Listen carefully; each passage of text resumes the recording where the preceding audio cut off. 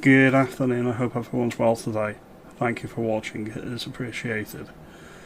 I wanted to talk a bit about a video I made yesterday, issue a clarification, and maybe expand the point I was trying to make a little bit. Rupert Lowe had his guns confiscated.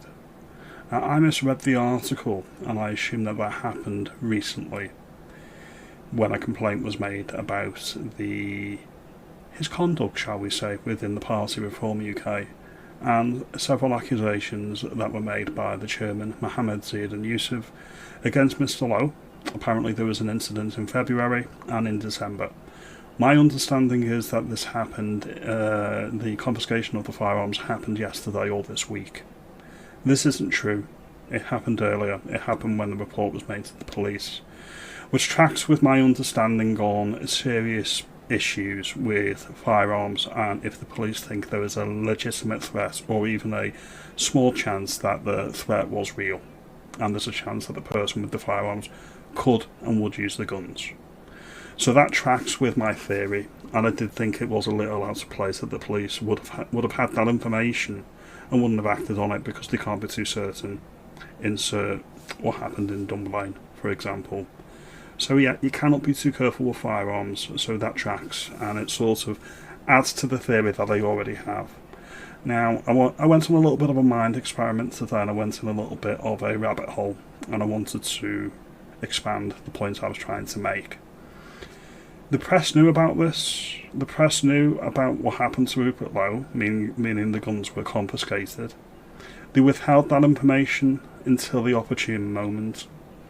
Now, whether you look at fictional journalists in movies, or you look at real journalists in our country in real life, they don't have your interests at heart usually. They're there to get the scoop, and they're there to stage the news. Never forget that. If this was in the public interest, why was it not released at the time?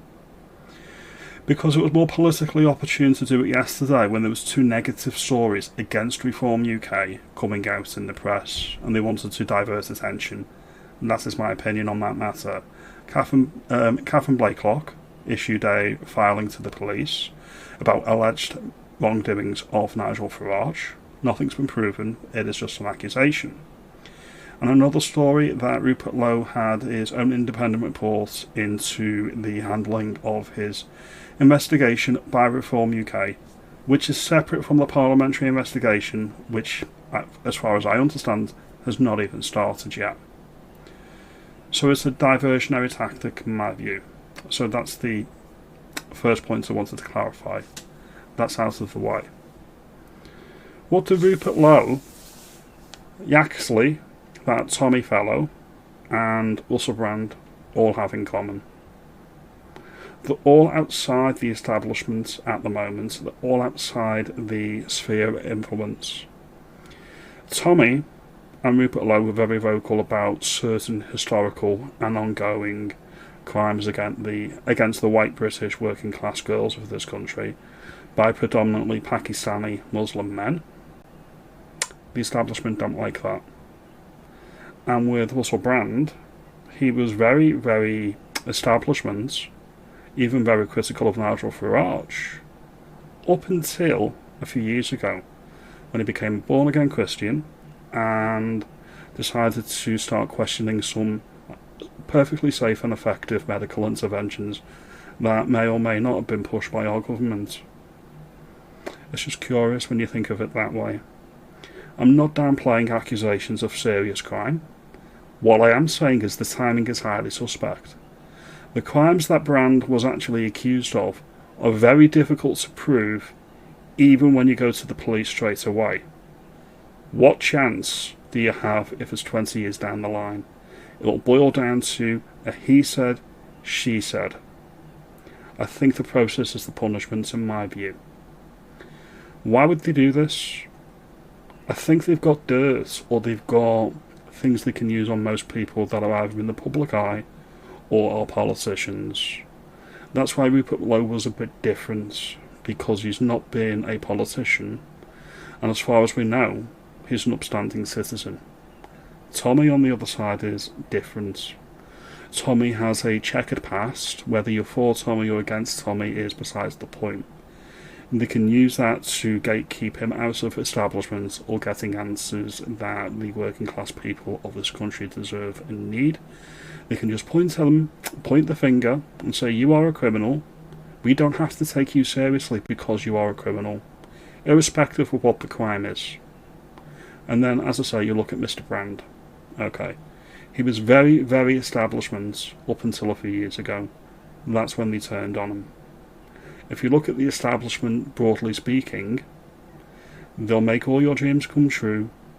They'll give you everything and every advantage under the sun if you sing from their hymn sheet and you uphold their narrative.